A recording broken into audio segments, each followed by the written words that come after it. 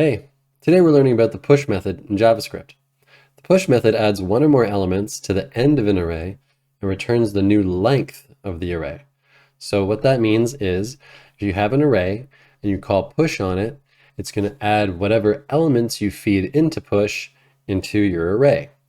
And then you can also save the returned value into memory and use that for something, which would be the length of that array. So let me show you how that works in the console. So first off, I'm going to make an array. And it's just going to have some simple elements in it, 1, 2, 3. Now, if I call array push, I can just give it a value. And the value would be, let's say, 4. So if I now call array, we can see that we have a new element, and it's 4, the value that I put in.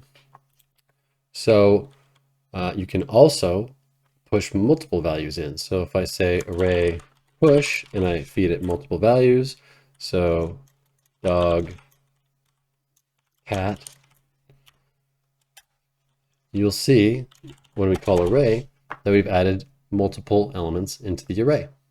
Now, if you wanted to return the length of the array or save it into memory, you can do this. So let array length equal array push